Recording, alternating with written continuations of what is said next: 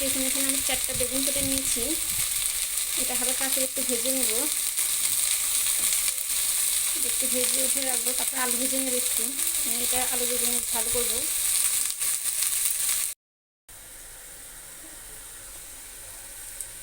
দেখুন আমার আলুগুলো ভেজে নেওয়া হয়ে গেছে। এখন আমি নামিয়ে নেব। কড়াইতে আমি একটু সাদা তেল দিয়ে দিলাম। এখন একটু পেঁয়াজ কুচানো দিয়ে দেবো।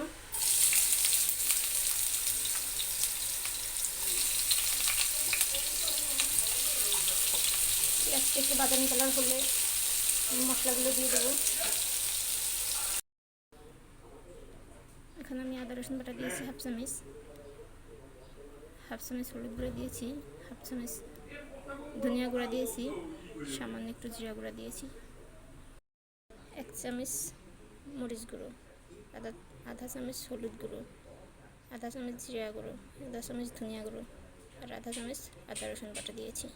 যেহেতু আমি আলু বেগুনের ঝাল করবো, মরিচটা একটু বেশি দিয়েছি। আপনারা যে পরিমাণ ঝাল খাবেন সেই পরিমাণ দিয়ে নেবেন।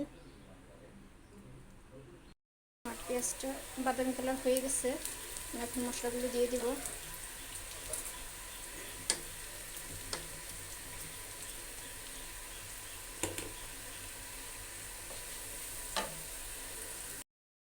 আমি এখানে স্বাদ মতো লবণ দিয়ে দিয়েছি। মশলাগুলো এখন সুন্দর করে কষিয়ে নিব। কষানো হয়ে গেলে আমি আলু বেগুনটা দিয়ে দেবো। আমার মশলা কষানো শেষ। দেখুন মশলা তেল ছেড়ে দিয়েছে। আমি এখন আলু বেগুনটা দিয়ে দেবো। এটা আমি সুন্দর করে কষিয়ে নেব। আমার কষানো হয়ে গেছে। দেখুন কি সুন্দর তেল বের হয়ে এসছে। এখন আমি একটু পানি দিয়ে দেবো।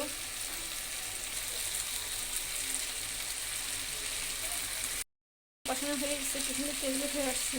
এখন আমি একটু সামান্য পরিমাণ গরম পানি দিয়ে দেবো।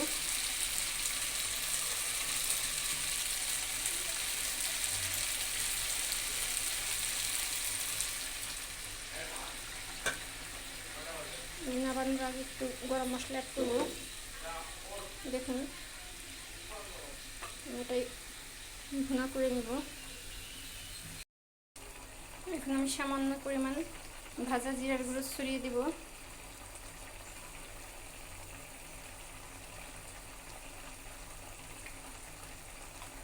আর সামান্য পরিমাণ মশলা গুঁড়ো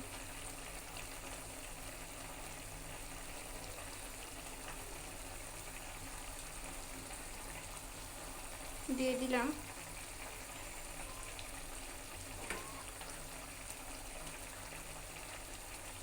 এটা একটু হবে, মশলাগুলো বেগুনের মধ্যে সব কিছু ঢুকে যাবে, মশলা তেল বের হয়ে আসবে, তখন আমি নামিয়ে নেব বেগুনটা।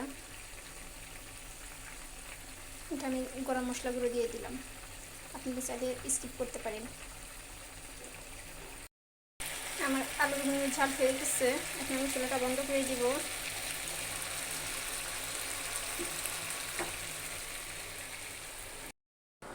এই দেখুন আমার আলু বেগুনের তরকারি হয়ে গেছে, নামিয়ে নিয়েছি।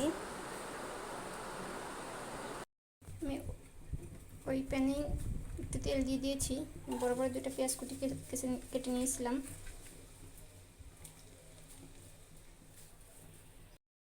বড় বড় আমি ওই প্যানে 2টা তেল দিয়ে দিয়েছি। বড় 2টা পেঁয়াজ কেটে নিয়েছিলাম, দিয়ে দিছি।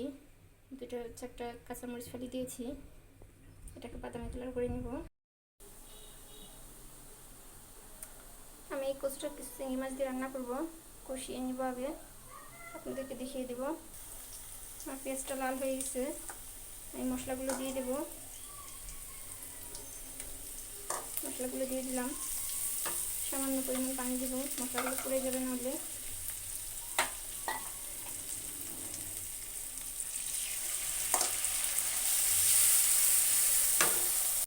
এখানে আমি 2 টেবিল চামচ শুকনো মরিচের গুঁড়া, 1 টেবিল চামচ হলুদ গুঁড়া, আধা চামচ ধনিয়া গুঁড়া, আধা চামচ জিরা গুঁড়া, স্বাদ মতো লবণ আর 1 টেবিল চামচ আদা রসুন বাটা দিয়ে দিয়েছি। এটা আমি সুন্দর করে কষিয়ে নেব। আর কিছু চিংড়ি মাছ দিয়েছি। মশলার তেল বের হয়ে গেছে। এখন কচুগুলো দিয়ে দেবো। কচুগুলো দিয়ে দিলাম। ভালো করে কষিয়ে নেব। দেখুন কষিটা আমার কষানো হয়ে গেছে, এখন তেল বের হয়ে আসছে। এখন আমি একটু ঝোল দিয়ে দেবো। এখানেও আমি গরম পানি অ্যাড করব। গরম পানিটা অ্যাড করলে তরকারির স্বাদটা বজায় থাকে। পানিটা দিয়ে দিব।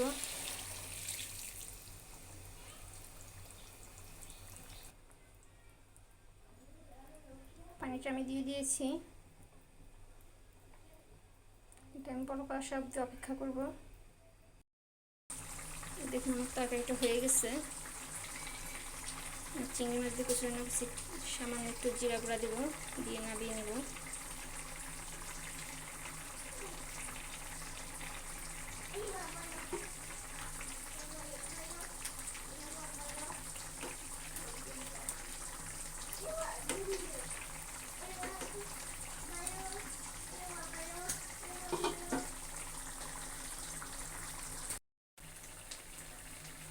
আমার তরকারিটা হয়ে গেছে, নামিয়ে নেব।